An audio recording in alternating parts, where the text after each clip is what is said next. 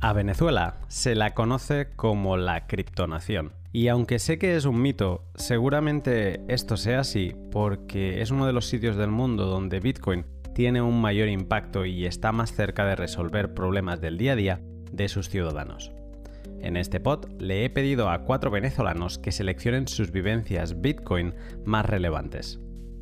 Empieza aquí el pod de historias Bitcoin de Venezuela. Antes de comenzar, deja que te hable un par de minutos sobre mis sponsors.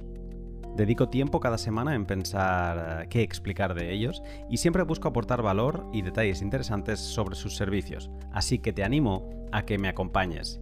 Y no te lo saltes, bandido.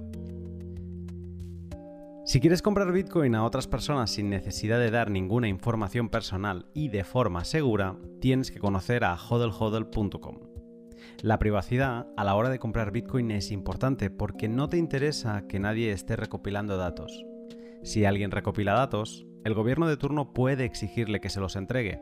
Y si las personas de este gobierno son corruptas y con malas intenciones como las de alguna historia de este pod, vas a estar arriesgando demasiado. HODL es uno de los pocos peer-to-peer que se mantiene sin políticas de conoce a tu cliente. Porque ¿qué sentido tiene un peer-to-peer, un comercio entre iguales, con KIC, con esta política de pedir datos y de conocer al cliente? Para eso ya tenemos los centralizados. Pues bien, hoy en exclusiva traigo una nueva funcionalidad que implementará HODL en los próximos días. La posibilidad de establecer ecuaciones de precio cuando creas una oferta de venta de Bitcoin. Ahora podrás configurar mejor cómo quieres que se establezca y actualice el precio de venta en base al precio de diferentes exchanges, distintos operadores y coeficientes. Algo que era muy demandado por los mercados venezolanos y argentinos. Para estar informado y ser 100% soberano a la hora de comprar Bitcoin, anímate a probar hodlhodl.com entrando en su web o siguiendo el link que encontrarás en la descripción. Recuerda que si utilizas el código LUNATICOIN en mayúsculas, cuando te registres tendrás un descuento en comisiones para siempre. ¿Tienes Bitcoin o alguna altcoin como Ethereum, Doge, Litecoin o Dash? Entonces con Bitrefill tienes también servicios sin tener que pasar a dólares, euros, bolívares, soles o pesos. ¿Qué servicios? Pues vamos a enumerarlos, que no son pocos, así que abróchate el cinturón porque se vienen. Primero, recargas móviles. El servicio original con el que empezó Bitrefill y que te permite recargar tu teléfono móvil en más de 900 compañías de 170 países. ¿Cómo puedes recargar tu SIM que compraste en ese país extranjero? Pues Bitrefill es la solución.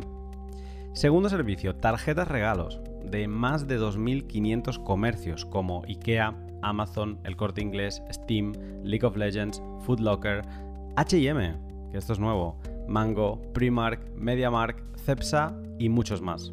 Anímate y échale un vistazo, que vale la pena sorprenderse con todos los que tienen. Tercer servicio, servicios Lightning. Para los que exploran las posibilidades de la segunda capa de Bitcoin, en Bitrefill vas a tener una gran ayuda para poder recargar canales y, en definitiva, tenerlos balanceados.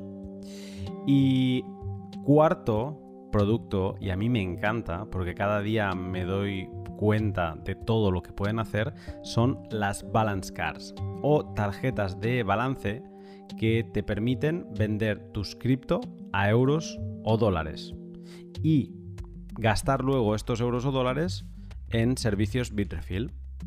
¿Sabías que con ellas puedes regalar un cupón de euros o dólares a un no-coiner pagando con cripto? Es una buena forma de cuando quieres hacer un regalo que se hacen estas tarjetas regalo, ¿no? Y tienes que ir a un comercio y regalarle una tarjeta de 100 euros de ese comercio en concreto, pues con las Balance Cards le puedes hacer un regalo de 100 euros que tú has pagado con cripto y que ese no-coiner, esa persona, lo gaste en Bitrefill por cualquiera de los servicios que he mencionado antes. Y con todo esto, siempre bajo el programa de recompensas Bitrefill, con el que recibes satoshis de vuelta en cada compra. Échale un vistazo a Bitrefill porque de verdad vale mucho la pena. Sorpréndete con todo lo que vas a encontrar ahí y puedes acceder siguiendo el link que encontrarás en la descripción o entrando directamente a bitrefill.com. Antes de lanzarme con las historias, Eduardo Gómez, jefe de soporte técnico de Porsche.io, me hace una breve introducción contextual para entender por qué existe el mito de que Venezuela sea una criptonación. Vamos a comenzar por el mito de que Venezuela es una criptonación. Venezuela es un país que ha sufrido muchos problemas, tanto económicos como sociales, pero uno de los principales problemas es el económico, porque digamos que el problema económico es lo que ocasiona el problema social, además de los problemas políticos, ¿no? Bueno, también se pudiese dar el argumento de que el problema político es la base de todos los problemas subsecuentes, pero vamos a concentrarnos en el tema económico. Como Venezuela implementó este control de cambio, em, digamos que el gobierno ha tenido total potestad en cómo manejar el flujo de capitales, y con esto quiero decir el flujo de dinero que entra y sale de Venezuela, en divisas, en dólares, euros, etc. Entonces, esto sumado al hecho de que el gobierno en 2001 aprobó en 2003, el gobierno de Venezuela en aquel entonces, Hugo Chávez, aprobó una norma, le exigió al Congreso que le aprobara una norma, la cual el Congreso se la aprobó, que le permitía al presidente, al gobierno, al Poder Ejecutivo, poder monetizar la deuda y poder emitir dinero a diestra y siniestra, sin ningún tipo sin ningún tipo de regulación, ¿no? Normalmente los países, los gobiernos serios, las democracias, tienen un artículo en su constitución o digamos que hay alguna especie de ley que le impide al gobierno poder tener políticas económicas deficitarias, es decir, que el gobierno no puede gastar más de lo que tiene, ¿no? Pero entonces en Venezuela esa ley, digamos que se eliminó y ocasionó de que el gobierno en ese entonces pudiese empezar a gastar dinero por encima de sus capacidades. Entonces, esa situación económica derivó 10 años más tarde, o bueno, ni siquiera 10 años más tarde, pocos años después, en, en inflación alta, en devaluación, y eso, bueno, ocasionó muchos problemas para la sociedad, ¿no? Para el país. Hasta el punto de que la gente empezó a cubrirse con los dólares, euros, etcétera. Entonces, desde hace muchos años en Venezuela, un caramelo tiene más valor que la moneda nacional, porque la moneda nacional se devalúa siempre, pero el caramelo al menos mantiene un poco de su valor mantiene un poco mejor su valor. Cuando en un país pasa eso de que hasta un caramelo, es mejor tener un caramelo que tener la propia moneda nacional, surgen estas situaciones en las cuales, bueno, la gente prefiere tener de todo menos la moneda. Entonces, siempre ha habido un incentivo en Venezuela de tener propiedades, de tener objetos físicos en vez de la propia moneda, porque, bueno, existe esa tendencia de la moneda de devaluarse. Entonces, bueno, eso ha traído muchas consecuencias y muchas cosas de las cuales, bueno, uno puede pasar horas y horas hablando. Pero en sí esa es la base del problema. La moneda no vale, no hay confianza en la moneda y eso hace que la gente tenga que recurrir a muchas otras cosas como resguardo de valor. Bitcoin, al ser, bueno, una criptomoneda, eh, un, un sistema o una tecnología que no está sujeta al control de ningún gobierno, digamos que tenía todas las papeletas para hacer una tecnología ganadora y tener mucha opción en Venezuela, ¿no? Pero la verdad es que no ha sido así, o al menos no ha sido así como nos lo han pintado. Si bien en Venezuela hay mucha actividad minera, hay mucha actividad de personas que usan Bitcoin, que compran y venden, digamos que el uso principal que ha tenido Bitcoin no ha sido el de como medio de pago para la compraventa de productos. Nunca ha sido así. yo me fui de Venezuela en 2018, ya, o sea, digamos que ya había pasado ese ciclo de evaluación tan fuerte que tuvo Bitcoin en 2017, en diciembre de 2017. Y si bien ya Bitcoin era un término que se escuchaba hasta en las noticias de Venezuela todo el tiempo, con el tema del Petro también, que fue la criptomoneda que creó el país, el gobierno. Si bien se escuchaba el tema cripto o Bitcoin todo el tiempo en las noticias, la verdad es que si tú ibas a un supermercado y querías pagar en Bitcoin, no podías. Como dice Eduardo, Venezuela no es la criptonación que muchos se imaginan, y quizá el mito se haya hecho grande porque su moneda, el bolívar, ha perdido un 99,9% de su valor, y algunos de sus ciudadanos, en mayor medida de lo que ha sucedido en otros países, ha buscado resguardar su poco o mucho valor acumulado en Bitcoin. Eduardo destaca la mucha actividad minera que ha vivido Venezuela en relación a la baja adopción de Bitcoin como medio de intercambio. Seguramente esto sea así, entre otras cosas por el bajo coste casi nulo de la electricidad venezolana y con la que muchos vieron un posible negocio. Mauricio, cofundador de Leden, vio esa oportunidad recién habiendo descubierto Bitcoin y se lanzó a crear distintas granjas mineras en el país. Con este background le he preguntado a él también cuál es su historia más Bitcoin vivida en Venezuela, y esta es la suya. Ay, esa es una muy buena pregunta, Luna. Tengo muchas. Para mí la historia de la desintegración del dinero y de Bitcoin son la misma. Y yo creo que por eso es que cala también la narrativa de Venezuela y porque, digamos, le brincamos a la oportunidad cuando nos las presentaron, digamos, como venezolanos.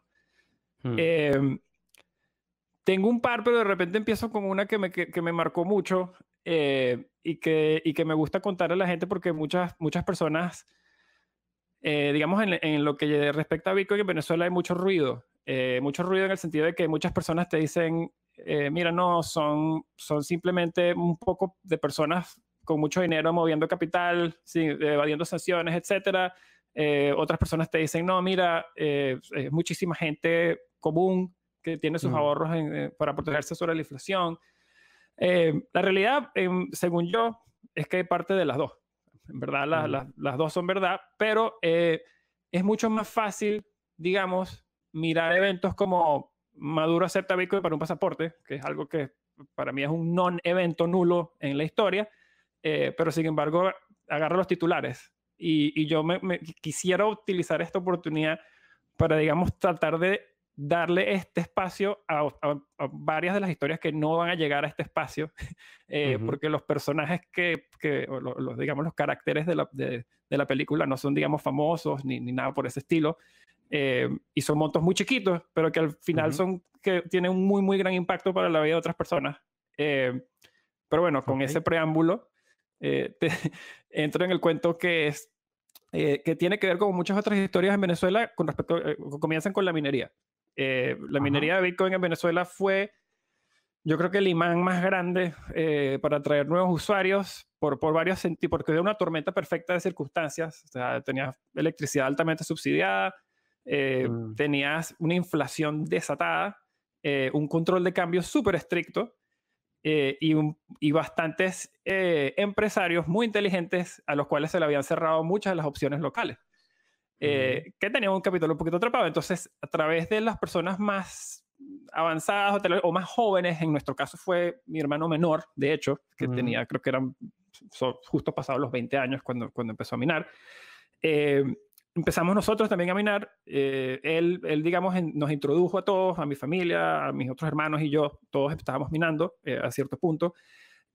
Y cuando estábamos en ese proceso, digamos, agrandar las minas y crecer, pues obviamente cada vez que éramos más, teníamos más requerimientos y teníamos más máquinas, entonces no era posible, digamos, poder hacer todo el trabajo nosotros. Tuvimos que empezar a utilizar gente que trabaja en construcción, primordialmente en el campo eléctrico, porque para instalar nuevas minas había que hacer bastantes ajustes, transformadores, breakers, switches, correr los cables, etc.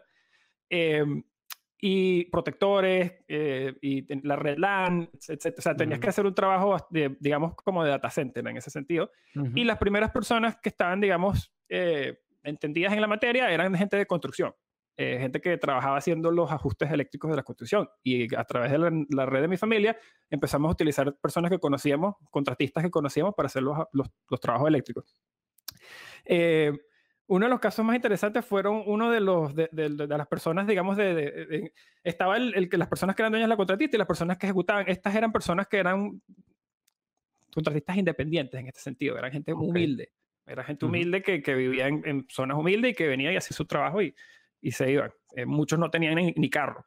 Pero bueno, en fin, cuando vienen y hacen la primera instalación, ven que, bueno, oye, un movimiento eléctrico más o menos, se van a instalar, ponte unas 30, 40 máquinas, y ven que, bueno, que llegan las máquinas son importadas y que las personas que lo están instalando en este caso somos nosotros, y que estamos muy emocionados instalando las máquinas, etc. Y empiezan a hacer las preguntas usuales, era, mire, ¿qué es esto? ¿Qué son estas máquinas? Son estos ventiladores, ¿no? Sí, exacto. Nosotros no, son unos servidores que ayuden a una red. ¿Hay una red de qué? Bueno, una red que se llama Bitcoin. ¿Y qué es eso? No, es como un dinero de internet. Ok, chévere. Entonces, termina la instalación. A los 6 meses los llamamos de nuevo, mira, otra instalación. Estamos trayendo más máquinas. Bueno, les está yendo bien, interesante. Vienen a la segunda instalación y es como que, oye, y cuéntame un poco más de este Bitcoin, o sea, cómo lo uso, o sea, cuál es la ciencia. Y nosotros, bueno, no, mira, es muy sencillo. O sea, de hecho, hay una cartera, como con muchos bancos. De hecho, aquí está la aplicación de Coinbase, la puedes bajar, es gratis. Y así de sencillo. No tengo que ir de viaje, no tengo que salir del país, abrir la cuenta en dólares como hacía mucha gente, porque ellos se imaginaban que era una cosa que habría que ir para Suiza o qué sé yo, para participar. Pero nosotros, no, mira, o sea, aquí, bájala, está en español también si quieres. O sea, puedes abrirla y y me dice, ¿dónde compran ustedes las máquinas? Bueno, no, mira, aquí está. Esta es la compañía, se llama Bitmain, la puedes mirar, están en China, era bastante oscura, o sea que el riesgo de que la gente fuera y decía, no, le voy a mandar $10,000 a Bitmain y nunca había transado con ellos, era súper, o sea, se te traían las hormiguitas en el estómago cuando mandabas plata cada vez. Pero interesante que se bajaron la cartera de Coinbase, empezaron como que a aprender un poquito más, se veían muchísimo más curiosos cada vez más. La tercera vez o sea, una vez más que llamamos a la próxima instalación, ya la tercera instalación, el pago ya era en Bitcoin.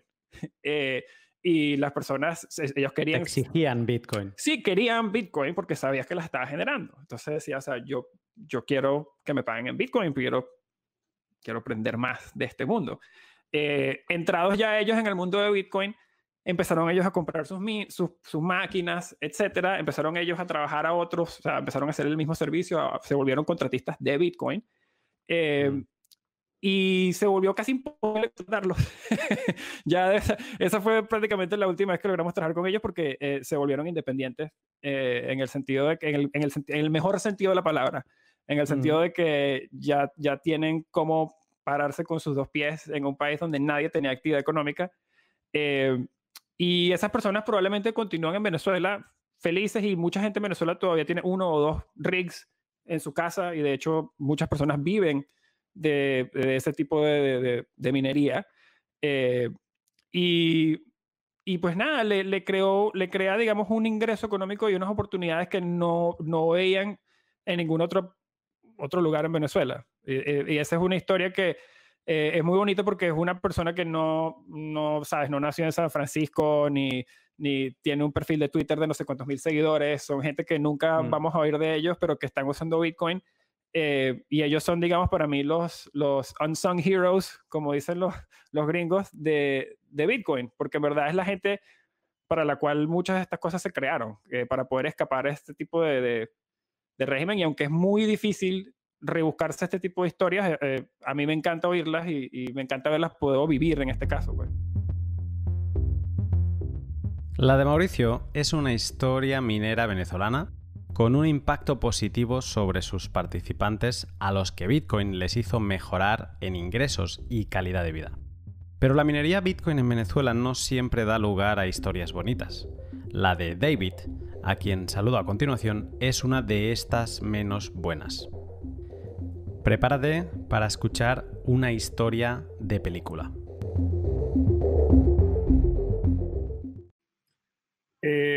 Bueno, sí, se puede decir que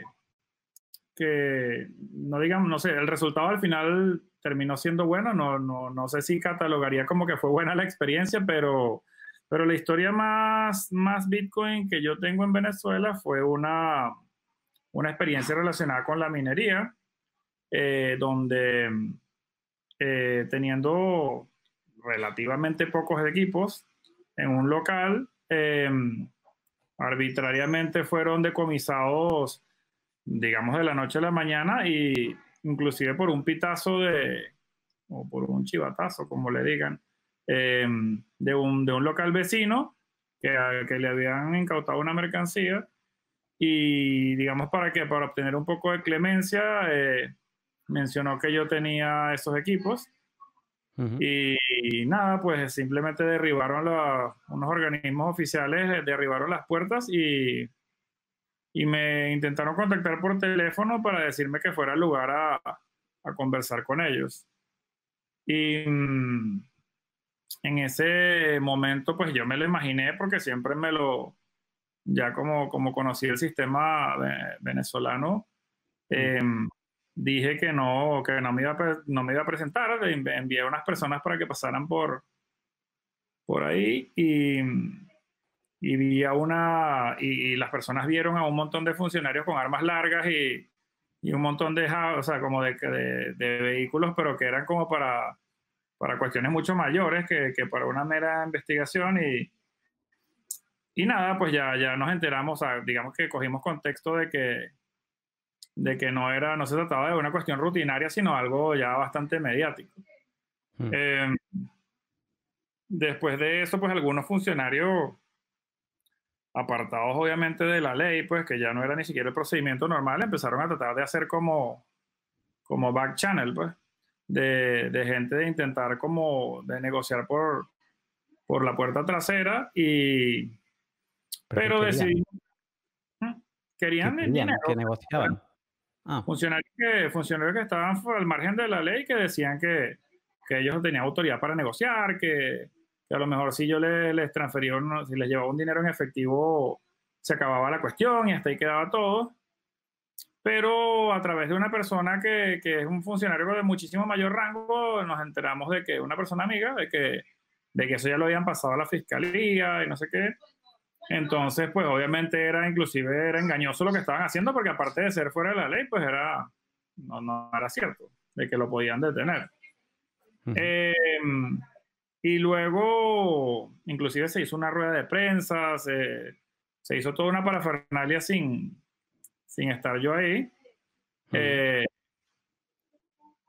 Como un poquito como una reacción a no haber podido obtener como un trofeo político, pues trataron de hacer como un espectáculo, a ver si lo volvían como una victoria política.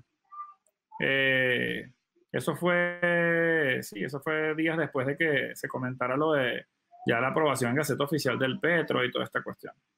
Entonces, sucedió un poco porque ya, a pesar de que era como un secreto a voces de que estaba en el país, y la gente, todo el mundo lo hacía sin mencionarle a sus amigos o familiares, ya después de que salió en Gaceta Oficial de que eso estaba público, pues todos los funcionarios empezaban a recorrer las calles tratando de escuchar los pitidos de las máquinas, a ver porque eso significaba que había gente fabricando dinero, pues, por así decirlo. O más que fabricando dinero, la persona estaba exportando luz barata, porque al final de cuentas lo que estás haciendo es la utilidad que obtienes es que, como no te cobran la electricidad, o en ese momento, bueno, sí, la siguen sin cobrarla, tú lo que hacías era que no costaba nada, costaba, pero tú no lo estabas pagando, porque a nadie se lo cobraba, realmente, no era que tú... Y sin embargo no era nada, la electricidad no era robada, era una electricidad perfectamente legal, con su contrato todo legal, pero bueno, se inventaron un montón de cargos que después ni siquiera procedieron, porque eso se terminó desestimando por completo, sin ningún tipo de pago, ningún tipo de habilitación, nada. O sea, se desestimó con todas las de la ley y inclusive uno de los funcionarios, así como de alto rango, que estuvo involucrado en eso, luego como pidió disculpas diciendo que bueno, que al final de cuentas pues él estaba actuando bajo instrucciones de lo que él creía que era correcto en ese momento y tal, pero ya después de muchísimos malos ratos y bueno, ni más que decir lo que todo lo que sucedió, pero eso fue todo un poco como transcurrieron las cosas. Se trató de armar como un espectáculo mediático para sacarle crédito al no haber podido dar conmigo de tener como un cabeza de turco que llaman en español, pues un scapegoat. Y durante todo este periodo, ¿tú estuviste en Venezuela y cuánto duró? No, yo en lo que lo dijeron, eso lo dijeron a mí me lo avisaron como a las 3 de la tarde y yo ya en la mañana o en esa misma noche ya yo estaba en Colombia. ¿Así de claro lo viste? No, yo sabía, es que ahí no, porque es que si tú pagas al final de cuentas terminas siempre siendo un esclavo de ese soborno. Entonces al final de cuentas el problema y que se ha visto inclusive a nivel político, no desde hace ahora, sino desde hace 20, 30 años, lo que sea, es que no es lo mismo negociar desde adentro que negociar desde afuera, porque desde afuera tú puedes probar tu libertad, tú puedes probar tus argumentos como tú los quieras y en términos igualitarios, pero tú desde un calabozo no puedes probarlo. Entonces, yo preferí lucharlo y nunca me oculté. Yo, de hecho, estando afuera, hablé con superintendentes de criptomonedas, fiscalía, me puse a la orden inclusive para hablar con la fiscalía por vía telemática, por videollamada, pero no, las personas empeñadas en que yo fuera en persona a dar las declaraciones, naturalmente con otro objetivo. Entonces no me quise prestar para eso y bueno, al final de cuentas, todo el mundo, cuando ya pasó la fiebre o que pasó el furor de la actividad, se dieron cuenta que bueno, que ya no tenía ningún sentido tratar de llevar eso como una bandera política y lo dejaron pasar y decidieron desestimarlo todo, pero ya un poco porque ya no podías capitalizar esa victoria, por así decirlo. ¿Cuánto tiempo duró todo este proceso? Hasta que se dejó hasta que caer. se desestimaron como casi 2 años. Casi 2 años con las máquinas detenidas. Obviamente las desmembraron todas. No te puedo decir quién lo hizo. Estaban en custodia y sucedió. A lo mejor lo hizo alguien sin conocimiento, con autorización o sin autorización, pero digamos que las destruyeron todas por dentro y dejaron el puro caparazón para poder decir que entregaron los cereales, pero bueno, eso duró casi 2 años sí, como 18 meses, una cosa así. ¿Y en todo este tiempo tú estuviste fuera? Sí, no, yo nunca regresé hasta que no se desestimó todo. Ni siquiera que me dijeran que, de hecho a mí al principio me habían devuelto las máquinas como una prueba de buena voluntad y yo dije que yo igual ciertamente que dicen en inglés como no body, no crime, pero yo igual prefería no hacerlo hasta que se hubiese desestimado y no fui. Yo no fui sino hasta que estuviesen completamente firme la resolución judicial de que estaba desestimado. De hecho, nunca ¿cómo se dice? Me imputaron, pero no me acusaron. Entonces nunca hubo cargos. Sino que lo que hubo fue como que un expediente de la policía sugiriéndole a la fiscalía unos cargos y la fiscalía nunca quiso actuar, pues no investigó. ¿Cuáles eran estos cargos que no eran cargos, pero de qué se te pretendía acusar?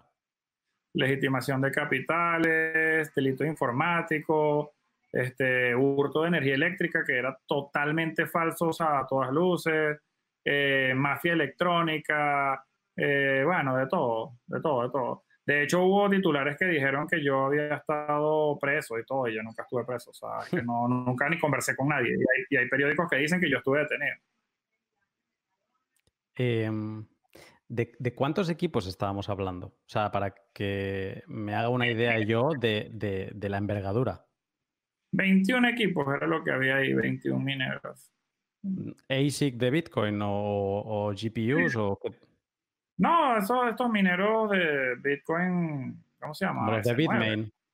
Sí, los Ajá. de Bitmain, sí. Pero nada, eran 21 equipos que al final de cuentas, pues es que no recuerdo ya históricamente, pero esos equipos no podían llegar ni a los $20,000, o sea, no, lo que cuesta un coche. Y en esa rueda de prensa que me decías que hicieron, ¿qué No, venían a decir?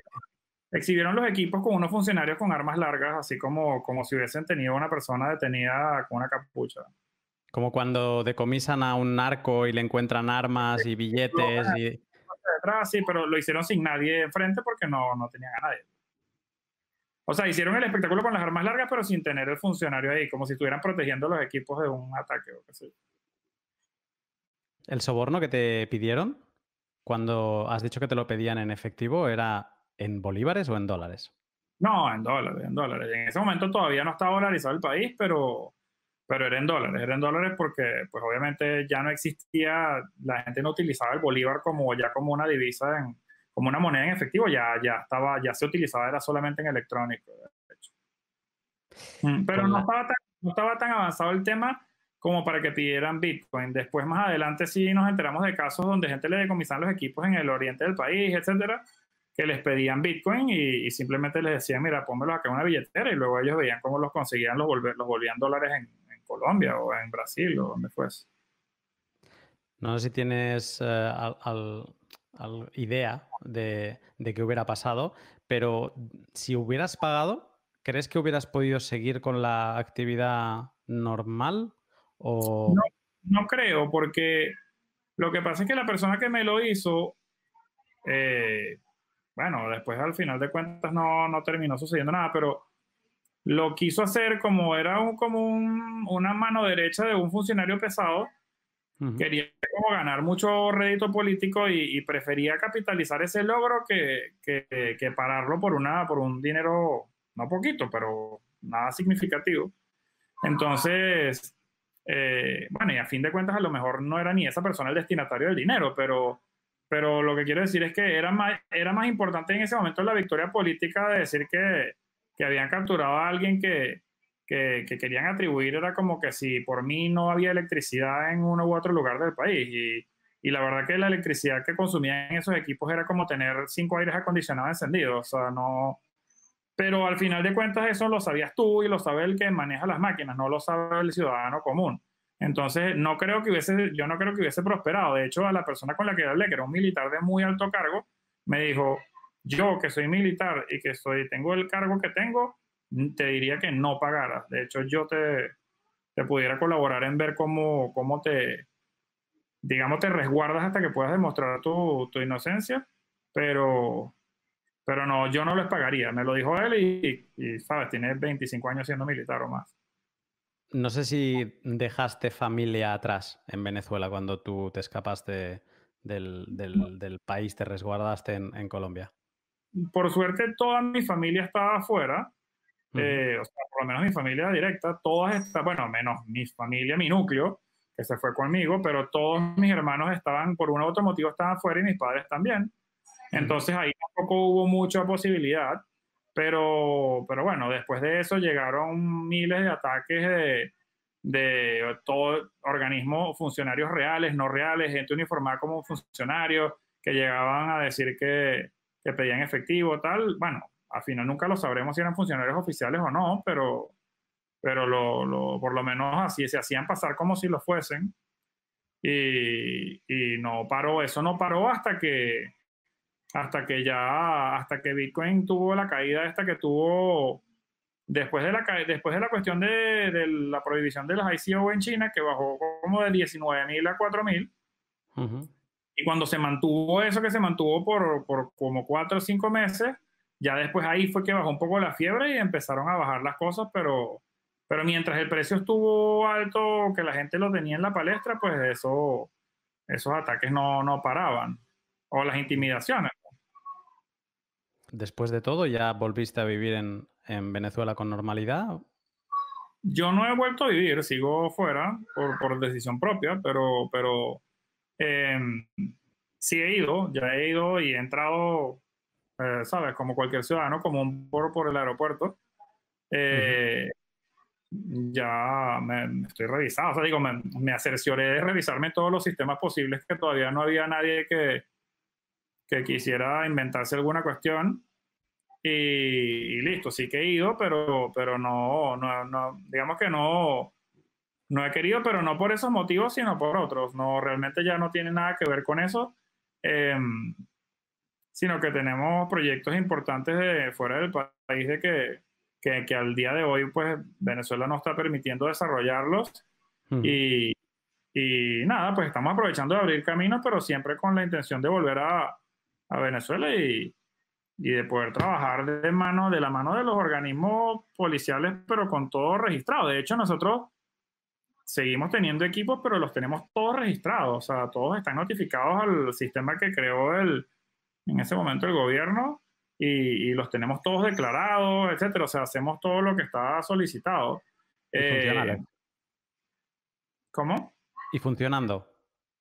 Sí, están funcionando. Obviamente el beneficio que otorgan es muchísimo menos que lo que daban en ese momento, pero están todos registrados, están todos regulados, ninguno consume más de la electricidad que está permitida en el lugar, no le perjudican a los vecinos del sector a nivel de que le estén perjudicando su banco de transformadores o lo que sea.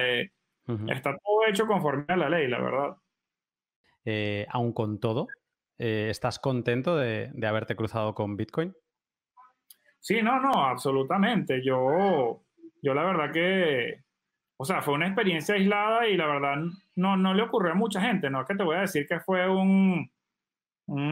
que te sentías que estuvieses en la Alemania del 43 ni nada por el estilo, pero bueno, al final de cuentas yo iba a ser el caso estrella y yo prefería no serlo porque al final siendo un caso estrella podías estar perfectamente ahí, no sé, 6 meses, 8 meses detenido, quién sabe viviendo en qué condiciones, mientras podías demostrar que no había nada. O a lo mejor no tenías que demostrar nada, sino que te mantenían ahí hasta que la victoria política fuese suficiente o le hubiesen ya sacado, exprimido el jugo.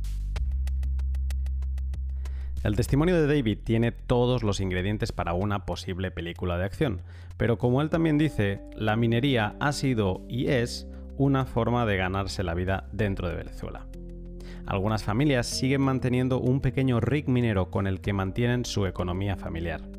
He revisado en la web whattomine.com qué retorno diario podría dar un rig con 6 tarjetas gráficas. Yo he utilizado modelo 580, que sé que es el que había hace 2-3 años, y el resultado son unos $4 al día. En España, el coste eléctrico diario superaría con creces ese ingreso, pero en Venezuela, sin casi coste eléctrico, ¿qué representa un ingreso diario de $4? No me puedes ver haciendo el gesto de demasiado dinero, porque o sea, en Venezuela $4 al día es plata. O sea, en un país donde salieron hace poco la tasa de estadística de Envy, las comparto contigo porque son fatales. El 96% del país vive en pobreza. O sea, pobreza como determinada por prácticamente todos los organismos humanitarios. Y o sea, el país está en las ruinas. O sea, en los últimos 2 o 3 años creo que se han perdido 3 millones de habitantes de la población. O sea, es un país que está reduciendo su población a un ritmo aproximadamente del 10% anual. O sea, la migración y eso es lo que se reporta. O sea, el país está absolutamente en las ruinas. O sea, que $4 al día es una intravenosa de salud.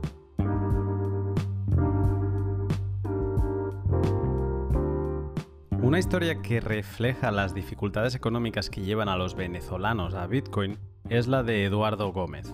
Sus inicios en Bitcoin son muy particulares porque lo descubrió en 2012, lo minó y se olvidó de él. Se reenganchó luego en 2013 en la subida hacia los $1000, vendió el top y se volvió a olvidar de Bitcoin. Todo esto hasta que en 2015 ya sí que reconectó con él para no dejarlo más. Y aquí está su historia. Ya para el 2015, la situación económica en Venezuela estaba muy, muy complicada. La moneda no servía para nada, teníamos devaluación, teníamos inflación, los sueldos estaban por el piso. Mi mamá era una enfermera, tenía 2 trabajos y ganaba menos para aquella época ganaba menos de $30 al mes, teniendo 2 trabajos. Entonces, bueno, ahí vi por necesidad tener que buscar, o sea, algún trabajo por internet, que era lo que se me daba bien. Entonces, pues me tocó averiguar, buscar trabajos por internet, y obviamente en aquella época, pues el principal método de pago de este tipo de trabajo es PayPal. Pero el problema con PayPal es que para tú tener la cuenta verificada, ellos te obligan a que tengas, de que asocias a tu cuenta de PayPal una tarjeta de crédito o una tarjeta de débito internacional, lo cual era imposible en Venezuela por el control de cambio. En Venezuela desde 2002 ha habido un sistema de control de cambio. Eso quiere decir que el ciudadano promedio no puede acceder a otras monedas, no puede intercambiar el bolívar, que es la moneda de Venezuela, por otra moneda como el euro, el dólar, a su libre disposición. Entonces, los ciudadanos de Venezuela, desde el 2002, han estado obligados por ley a tener que usar la moneda nacional, la moneda del país, la cual se ha devaluado muchísimo y ha perdido prácticamente el 99.9% de su capacidad de compra en los últimos años. Entonces, pues la verdad es que todo el mundo siempre estuvo buscando alternativas de cómo buscar dinero, cómo ganar dinero por internet, precisamente en dólares, o sea, en dólares, por este tema del control de cambio. Entonces, era imposible verificar una cuenta PayPal. Tenías que buscar a alguien que te hiciera ese servicio, pagarlo y poder tener esa cuenta PayPal. Entonces, en aquella época empecé haciendo trabajos online, freelancer, creando contenido, traduciendo de inglés a español, etcétera. Toda una cantidad de trabajos para poder, bueno, apoyar pues en mi casa. Y finalmente me di cuenta de que, bueno, Bitcoin todavía existía, de que Bitcoin era una opción muy, muy buena porque ya existía un exchange de Bitcoin en Venezuela, el cual funcionaba muy bien. Entonces, en esa época, bueno, decidí buscar formas de trabajar en internet y ganar en Bitcoin. Y empecé otra vez una búsqueda que me llevó a los foros de Bitcoin Talk. Ahí ya formé parte 100% de la comunidad de Bitcoin en el foro. Participé activamente con otros usuarios. Había muchas formas de ganar Bitcoin en aquel entonces. Y bueno, hice una cantidad increíble de cosas. De trabajitos, micro tareas para ganar Bitcoin. Y bueno, me emprendí ese viaje hasta que en 2016 empecé a trabajar tiempo completo como redactor de noticias en varios blogs de la época como Cointelegraph, The Merkle, News BTC. Y ahí ya ese fue como que un trabajo más formal dentro de lo que era el espacio cripto, donde tuve exposición a muchas personas, entrevisté a personas, o sea, mucha gente dentro de la industria cripto. Un trabajo que te da mucho insight, te da una mirada un poco más objetiva a lo que es toda la industria. Y ya finalmente, en diciembre de 2016, entré a trabajar como agente de servicio del servicio al cliente en la startup Purse. Purse es una startup en San Francisco que te permite gastar Bitcoin o sea, gastar Bitcoin y comprar productos de Amazon Estados Unidos con descuento. Y al mismo tiempo le permite a gente que tiene balance o gift cards de Amazon poder comprar Bitcoin. Entonces nosotros somos un intermediario que hace como una especie de exchange de Bitcoin donde juntamos a estos compradores y vendedores. Entonces ese fue mi viaje. Hasta el día de hoy sigo trabajando con la empresa. Logré irme de Venezuela, gracias a la empresa también. Y bueno, ha sido una experiencia muy bonita donde he podido reclutar a otras personas, he logrado crecer un equipo.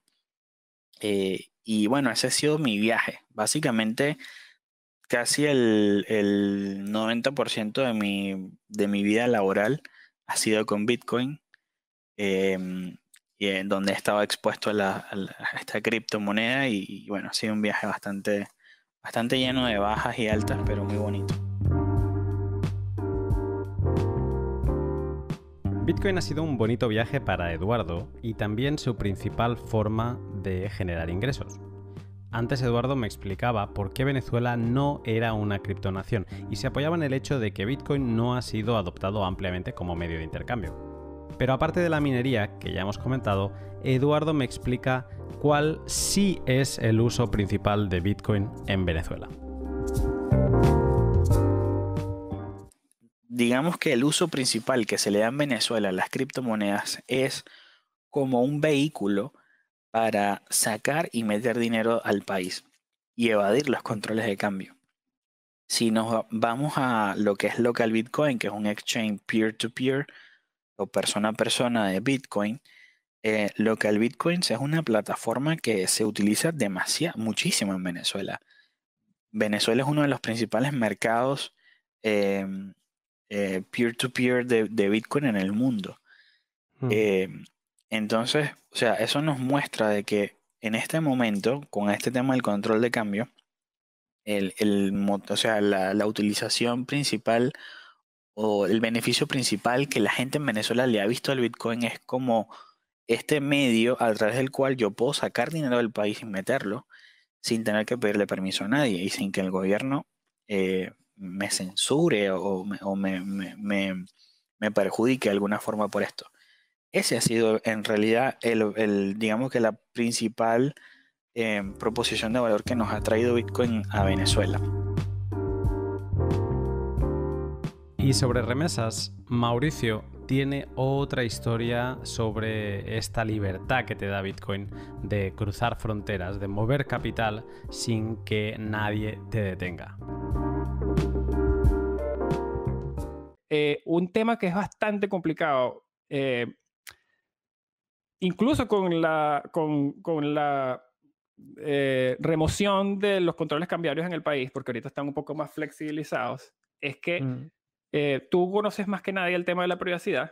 ¿Y qué sucede? Que cuando tú intentas recibir tu remesa a través de cualquiera de los canales oficiales, pues quedas tagueado con el gobierno, con una persona que está recibiendo dólares de otra persona de afuera. Entonces, no tanto pueden tener la información tuya, sino de la persona que está afuera enviándote el dinero.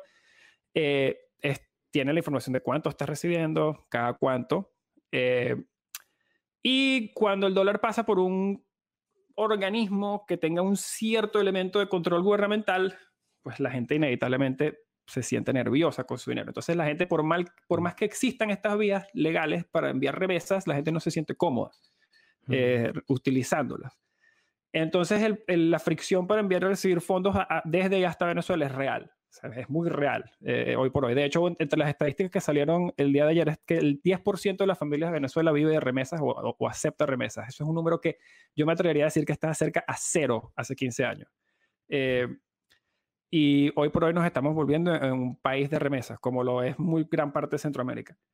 Pero bueno, en ese caso puntual, un ejemplo que doy que es reciente, que no lo compartí de hecho en ningún lado, fue que en Venezuela mucha gente a veces que está en momentos de necesidad comparte su historia, su situación, lo que está pasando, lo que está viviendo, y dice, mira, a la persona que tenga la capacidad de ayudar o tenga, ¿sabes?, pueda aportar un grano de arena, lo que sea, y ponen GoFundMes, y eso como venezolano, pues me parte el alma ver que a eso tiene que recurrir gran parte de mis compatriotas para recaudar fondos, pero de cierta manera, ese tipo de iniciativa, o sea, tener ese tipo ¿sabes? De tener el valor de salir a Twitter a decir, me está pasando esto, a donde sea, a exponerte, a que te puedan ver, a decir lo que te está pasando y que te puedan ver. Y a mí a veces veo ese tipo de cosas y en las capacidades que puedo ayudar respondo, y siempre trato de hacerlo a través de Bitcoin, porque en verdad no tengo otra forma tan rápida o tan sencilla de enviarle dinero a la gente, y me gusta que a la persona que en verdad está llegando al punto donde dice, esto me puede ayudar, voy a salir a ver quién de la comunidad internacional me puede ayudar. Perfecto, pero aprende cuál es la moneda internacional, aprende cuál es la vía más rápida de recibirlo y volver a dar las gracias, porque eso va a ser, eso es el paso siguiente a tu idea. Es, perfecto, quiero tomar acción. Ok, ¿cómo tomo acción? Este es el vehículo. Así se manda y se recibe fondos. Hace poco me atravesé en Twitter con una persona venezolana que estaba solicitando dinero para poder terminar su carrera universitaria. Estaba en el último semestre. Los papás le habían prestado los bolívares que le faltaban, pero estaba corto. Le faltaba, el aproximado que le faltaba era algo como $20. Y casualmente yo estaba limpiando un wallet o algo y tenía un monto similar de BTC en la cartera, en mi wallet que tenía. Y le escribo, le hago el comentario en Twitter, ¿aceptas Bitcoin? Y el primero que me responde es no. Y yo le digo, ok, pues al parecer esta es una persona inteligente porque llegó al punto de que escribió un mensaje que estaba bien argumentado y tenía sus soportes, etcétera. Yo lo contacto por privado y le digo, o sea, ¿cómo? O sea, déjame, ¿nunca has oído de Bitcoin? O sea, me encantaría ayudarte, pero solo lo puedo hacer por Bitcoin porque te puedo enviar el dinero de la manera más rápida y conveniente, o sea, no tengo otra manera. En 10 minutos me envió un wallet. Y me dio las gracias. O sea, no sabía que en ese momento él todavía no sabía si yo le iba a enviar el dinero o no, pero fue, creó su dirección y me envió la dirección. Y yo le envié o sea, le envié lo que tenía en la cartera, que casualmente era el monto exacto que le hacía falta. Y me mandó un mensaje, o sea, llorando casi de la alegría, dándome todas las gracias, que en Venezuela tenía un abogado que el momento que yo decidí regresar, o sea, básicamente dándome las gracias no solo por el aporte, sino porque si él no hubiera recibido ese dinero esa semana, no podía ir a la universidad. Entonces, o sea, no solamente fue que yo quise enviárselo, sino que él no se había ni siquiera dado todas las herramientas para ganar, porque si le mandaban efectivo, él igual no le iba a dar el chance de recibirlo, cambiarlo, hacer todo el tema. Pero con Bitcoin básicamente pudo solucionar todo. Los 3 bitcoiners con los que acabo de hablar conectaron con Bitcoin en Venezuela. Y aunque siguen basando su vida laboral en la invención de Satoshi, ahora residen fuera. Alguien que no ha abandonado el país y que seguramente es el mayor y mejor altavoz que la comunidad bitcoiner venezolana pueda tener es Javier Bastardo, de quien Mauricio dice lo siguiente. Quiero darle un aplauso y mandarle un abrazo a Javier por todo lo que está haciendo Satoshi en Venezuela. Hemos sido, él te lo puede comentar también, pero para nosotros ha sido un orgullo apoyarlo desde el primer día. Desde que Satoshi en Venezuela era una idea, nosotros estamos ahí y vamos a seguir estando en toda la capacidad que tengamos para apoyarlo, porque como te digo, hace el trabajo que yo creo que es el que deberíamos estarle prestando atención todos en la comunidad, pero muchos preferimos estar en otro lado. Tratando de hacer otras cosas. A mí me encanta lo que él está haciendo y no me canso de apoyarlo ni me voy a cansar. Javier es un bitcoiner venezolano, conocido inicialmente por sus trabajos en medios escritos cripto como Cointelegraph o Criptonoticias, y actualmente también por ser el creador del meetup Bitcoin Only llamado Satoshi en Venezuela, con el que difunde conocimiento bitcoiner a todo el que esté dispuesto a escuchar. Esta es su historia Bitcoin. La primera vez que hicimos Satoshi en Venezuela, que fue el 5 de octubre de 2019, o sea, yo me acuerdo hasta de la fecha, porque bueno, el proyecto es bastante representativo para mí como tal. Ese día vino un amigo de Satoshi en Venezuela que se llama Daniel Arraez, que bueno, le mando un saludo acá en el pod. Y también vino, o estaba acá en Caracas, una persona de Maturín que yo no conocía, pero como yo estuve trabajando como una especie de campaña de intriga para que la gente se animara a ir al meetup y tuviesen interés en saber qué era esa cosa que estaba pasando, o sea, qué es Satoshi, por qué en Caracas, qué es Bitcoin. O sea, si tú ves en la cuenta de Instagram, revisarás ese crecimiento del secreto máximo a entregar las entradas, y desde el principio, esa segunda persona que te digo que estaba acá en Caracas, que su nombre es Henry Mesa, él me escribió. O sea, apenas Satoshi en Venezuela publicó, él me escribió. prácticamente el segundo comentario, porque primero era desde mi cuenta, o sea, Ajá. demasiado particular. Esta persona venía del interior del país y estuvo en el primer meetup. Él incluso se me acercó y me dijo, oye, yo quiero que hagamos esto en Maturín, quiero que hagamos esto en mi ciudad. Maturín es hacia el oriente del país, es la capital del estado Monagas, es lejos de Caracas, no es exactamente de las ciudades más cercanas. Y a mí la verdad es que me hizo mucha forma ese día particularmente, porque además estamos perdiendo la virginidad de los meetups, o sea, siendo el primero como tal, que ese mismo día alguien hubiese tenido la convicción de demorar su viaje de regreso a su casa, a dormir tranquilo en su casa, por ir a escuchar a un completo desconocido loco de carretera hablando sobre Bitcoin. Y eso creo que o sea, me empujó a darme cuenta de que sí estaba haciendo algo valioso hasta cierto punto. O sea, inclusive esto es algo que yo digo y que probablemente la gente no lo crea, pero si yo no fuese el organizador de Satoshi en Venezuela, igual iría, igual me hubiese sumado al proyecto, porque, o sea, lo veo como algo bastante genuino y bueno, ese hecho con Henry me hizo pensar bastante que así como genuino y como enfocado en la comunidad yo lo había ideado, así se sintió y así se identificó él. Pero no quedó allí, sino que nosotros hicimos 3 meetups acá en Caracas. O sea, después de ese primero en Caracas viajamos a algunas ciudades, pero mucho más cercanas que Maturín. Y al tercer meetup acá en Caracas, no, al segundo meetup acá en Caracas, Henry volvió a venir. O sea, él estaba en Maturín y vino otra vez a Caracas porque le interesaba. O sea, no hay muchos grupos Bitcoin Only en Venezuela. Está Bitcoin Venezuela, que es el abuelo de todos nosotros, pero ellos, la mayoría, no están acá y los colaboradores que están acá están enfocados sobre todo en la labor humanitaria, en apoyar a los comedores, en apoyar a los orfanatos, y esa es la labor más loable que hay acá en Venezuela actualmente, pero nuestro perfil es hacia la comunidad, o sea, nosotros somos los que hacemos bulla, los que nos juntamos, los que hacemos que la gente se dé cuenta que hay más otros locos interesados en esto. Y en ese segundo meetup, Henry volvió a venir y me dijo, verga, o sea, verga es una frase, una expresión como para decir coño, español. Tenemos que hacer esto en Maturín.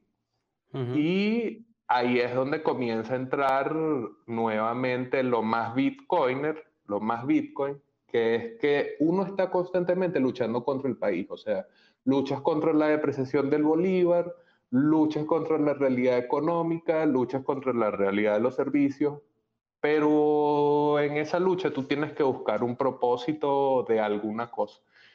Entonces, después de haber visto esa identificación tan profunda y tan bonita de Henry con el proyecto, yo dije, nosotros tenemos que ir para Maturín, pues, o sea como sea, pase lo que pase, si no haya gasolina, si en ese momento no estaba la pandemia, obviamente, ahí la movilidad no tenía ningún tipo de problema y terminamos yendo a Maturín este 2000. Sí, en 2020. Fue el último meetup en la vida real que hicimos. Ya después hemos hecho muchas actividades en línea. No es lo mismo, o sea, me gusta, pero no es lo mismo que encontrarte con la gente y verla y las reacciones que tú ves que despiertas en lo que la gente, o sea, en lo que tú estás, con lo que tú estás diciendo sobre Bitcoin, porque al final es un tema complejo, es un país complejo y todas estas cosas. Igual pudimos ir, hicimos 2 meetups allá en Maturín, nos quedamos en casa de una, casi que de con una pseudo madre de Henry, o sea, ni siquiera pagamos hotel. Generalmente cuando habíamos salido a otras ciudades nos quedamos en hoteles.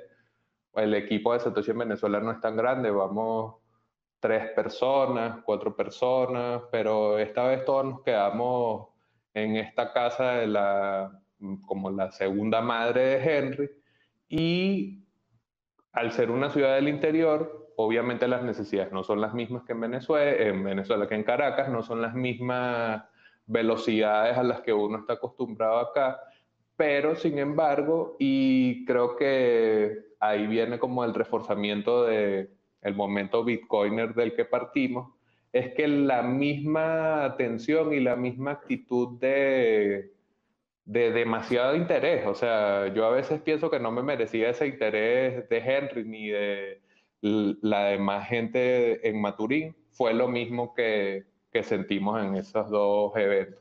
No había mucha gente, porque esa es otra de las cosas. En las actividades en el interior no tenemos la misma pegada y la misma convocatoria que las que podemos hacer acá en Caracas. Yo estoy acá en Caracas, se me hace mucho más sencillo y toda la cosa.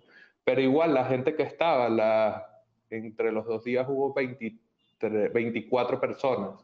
Entre esas 24 personas, yo sé que así nos sigan directamente con nosotros, así estemos conectados solamente por redes o por correo o porque ellos conocen a Henry o lo que sea, tienen el interés. O sea, si hayan sido solo 24 personas en 2 días, mucha gente que realmente hubiese viajado a Caracas, como lo hizo Henry en esa primera oportunidad, si nosotros no hubiésemos llevado el Satoshi en Venezuela allá. Creo que esa experiencia es súper positiva, o sea, y han habido otras, pero paradigmáticamente esta y después ver cómo se fue desarrollando ese nexo que creamos nosotros con Henry, pero con su propia ciudad y la propia gente de su ciudad, me parece súper aleccionador.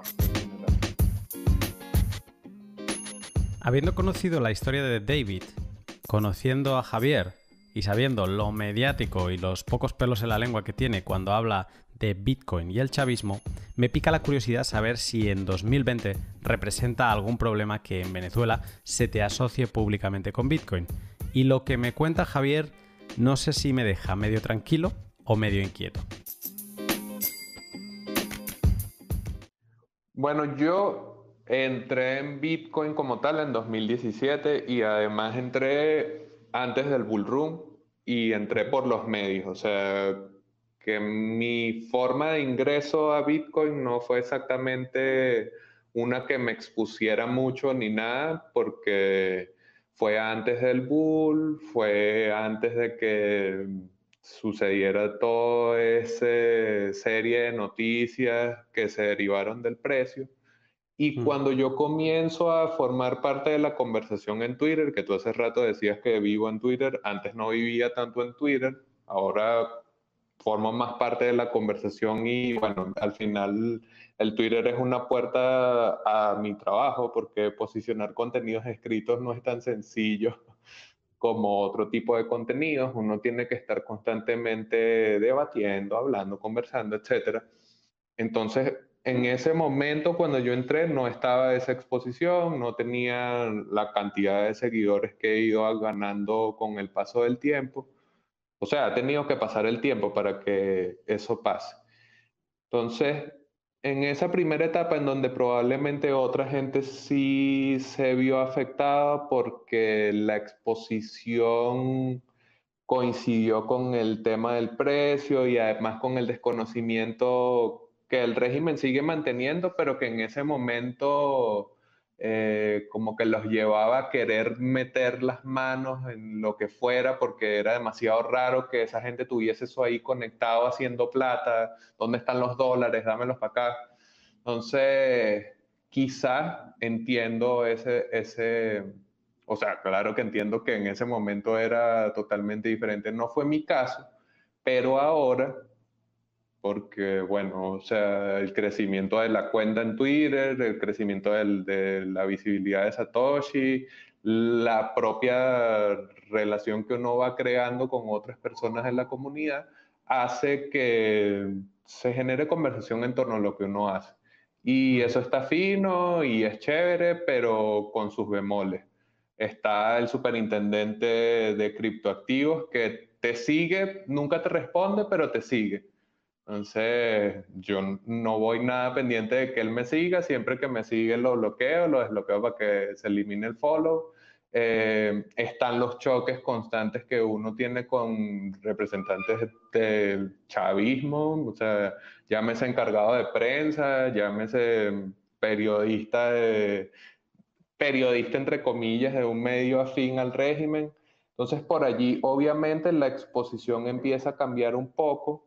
El año pasado cuando salimos a esas ciudades que yo hablaba del centro del país, nosotros fuimos a Maracay, que es la capital de Aragua, y allá fue donde, o sea, coincidieron dos cosas. Fui a un lugar en donde el ambiente está muy enrarecido, hay relaciones de poder muy raras entre la mafia de las drogas, el AMPA, o sea, hay como una combinación muy chimba, muy mala en esa ciudad. Y además se habían dado unos anuncios en los días previos sobre el petro, y yo todo el meetup en Maracay hablé pestes del petro. O sea, generalmente hablamos pestes del dinero fiat, contraponiendo el modelo fiat a la descentralización y lo que ofrece Bitcoin. Pero como el petro es una pseudo shitcoin que además está centralizada y es un fiat cripto, si es que tiene algo de blockchain o lo que sea. Entonces yo toda la exposición estuve enfocada en el petro, que Maduro si quiere imprime más y tal, y dándole, y dándole, y dándole, y dándole. Y al final estábamos hablando en voz alta y yo dije dónde me iba a quedar. O sea, fue un error de OPSEC, obviamente ahí malísima mía, que dije dónde me iba a quedar y al día siguiente me llegó alguien del SEBIN. O sea, el SEBIN es aquí un cuerpo de policíaco, entre comillas, de inteligencia que sirve a los fines del régimen. Okay. Y en este ambiente enrarecido del que hablábamos, este individuo del SEBIN estaba todo uniformado de los colores de la gobernación, que además es una gobernación que afecta al régimen. Entonces, como que en cuanto a la exposición, ese ha sido mi momento más de mayor exposición. O sea, que alguien me llegara al lugar donde yo me estaba quedando a amedrentarme. No me dijo nada, sencillamente se me quedó viendo, porque además yo tenía la franela de Satoshi en Venezuela que tiene un logo de SAT en el pecho gigante. Se me queda viendo, así como que tratando de amedrentar. O sea, porque al final es incómodo que alguien esté hablando mal del proyecto que a ti te gusta y del gobierno que tú defiendes y tal. Entonces, yo creo que eso pudiese seguir pasando y posiblemente va a seguir pasando, pero no hay vuelta atrás, pues, o sea, ya cada vez que haya que reportar algo, cada vez que el chavismo haga algo con Bitcoin, yo voy a estar ahí para tratar de reportarlo, para tratar de dar más detalles sobre eso, y van a tratar de desmentirlo, van a atentar contra la credibilidad y el trabajo que yo he ido cosechando, y bueno, yo no me puedo quedar callado así. Entonces seguramente esos niveles de exposición puede ser que aumenten, puede ser que cambie en ese sentido, pero la ruta apunta que, bueno, este no va a ser el... Ahora que estamos en pandemia puede ser que sí, pero pareciera que no va a ser el último encuentro ahí cercano. Pero de resto, y en líneas generales, o sea, no es que me han seguido, no es que me vigilan, ni mucho menos. Uno es bastante un perfil bajo, o sea, en redes es otra cosa, pero en la realidad del país a muy poca gente le interesan las criptomonedas como para que me vayan a secuestrar, por ejemplo, ¿no? Igual, bueno, siempre previsivo, siempre tomando las medidas, no revelar dónde uno está y tal, pero... Me encanta Javier y celebro tenerle en la comunidad hispana de Bitcoin porque siempre tiene un tweet y un comentario con el que sacarte una sonrisa. Para cerrar este pod de historias Bitcoin de Venezuela, Eduardo me deja esta enorme reflexión sobre si Bitcoin puede salvar a Venezuela. Yo digo que la gente puede usar Bitcoin para arreglar Venezuela. Yo digo que la gente puede usar Bitcoin y específicamente Bitcoin para como una herramienta para, digamos que incrementar su libertad financiera, mejor dicho, su soberanía financiera, para tomar las riendas de su vida económica. Creo que es donde está el principal beneficio de Bitcoin. El principal beneficio de Bitcoin es que tú eres o sea, tú estás encargado de la seguridad de tu dinero, no dependes de ningún gobierno, ningún estado que te garantice pues ese dinero. Y en el caso de Latinoamérica, porque ni siquiera es Venezuela, son muchos países de Latinoamérica y en el mundo donde estamos viendo con gran preocupación cómo los gobiernos hacen de sus bancos centrales, digamos que el principal método o medio a través del cual financiar sus políticas de Estado, sus políticas sociales y agendas, ¿no? Porque principalmente son esas, son agendas políticas. Lamentablemente en países como Argentina, que es el país donde estoy yo en este momento, también se ve lo mismo, se ve inflación. Argentina es creo que es el segundo o tercer país con la inflación más alta del mundo, y es porque los políticos de turno, digamos que usan la moneda de forma irresponsable. Entonces, yo creo que Bitcoin, más allá de que puede ser algo que ayude a la población, no lo veo como un método salvador para todo un país. La verdad es que no lo veo así. Yo veo a Bitcoin como una herramienta muy útil que puede ayudar a la persona promedio a escapar estos controles de cambio, políticas económicas deficitarias, gobiernos irresponsables y corrupción. Para mí ese es el principal beneficio de Bitcoin. Por eso es tan importante y digamos que ha habido un gran avance en que han surgido pues productos y servicios en el mundo cripto que básicamente no discriminan a nadie. Si bien, obviamente, todavía hay algunas dificultades para la persona promedio en un país no desarrollado en poder comprar Bitcoin, la verdad es que hoy en día, pues, hay servicios como empresas como Purse, la propia empresa para la que yo trabajo, donde cualquier persona puede comprar Bitcoin. Paxful, que es uno de nuestros principales competidores, pero al mismo tiempo es una empresa muy grande que le permite a cualquier persona en cualquier parte del mundo comprar Bitcoin. Local Bitcoins. Es decir, tenemos ya varias empresas que ofrecen productos y servicios que son muy beneficiosos para los Bitcoiners que están repartidos por todo el mundo. Creo que ahí es donde está un gran avance. O sea, ahí es donde ha habido un gran avance. Pero la verdad es que todavía queda mucho camino por recorrer. Yo creo que todavía hacen falta muchísimas más vías de entrada y salida de Bitcoin. Para mí Bitcoin es una herramienta. O sea, si bien yo creo que obviamente sus propiedades de la cantidad, que va a haber un límite en la cantidad en circulación, todas esas cosas pues me interesan mucho. O sea, evidentemente Bitcoin ha demostrado ser un vehículo de inversión increíblemente rendidor. O sea, digamos que todo el mundo que entró temprano a Bitcoin hoy son prácticamente millonarios. O sea, no discuto digamos que la apreciación de valor que ha tenido Bitcoin y que posiblemente siga subiendo, pero para mí la verdad es que eso.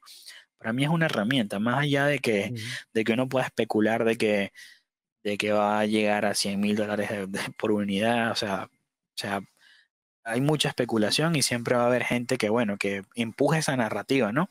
Pero para mí la verdad es que es un vehículo, es una herramienta muy, muy poderosa que nos va a permitir a nosotros, los ciudadanos, poder escapar de las irresponsabilidades de nuestros políticos. Así es como yo lo veo. Bitcoin en Venezuela trasciende el hobby o el interés casual por algo nuevo y disruptivo que revoluciona el dinero y las finanzas. Allí Bitcoin es algo del día a día. Así como un smartphone te permite hacer multitud de cosas, Bitcoin es allí a la vez un lenguaje político, económico y soberano, con el que desconectarse de las decisiones irresponsables de los malos políticos de nuestros tiempos.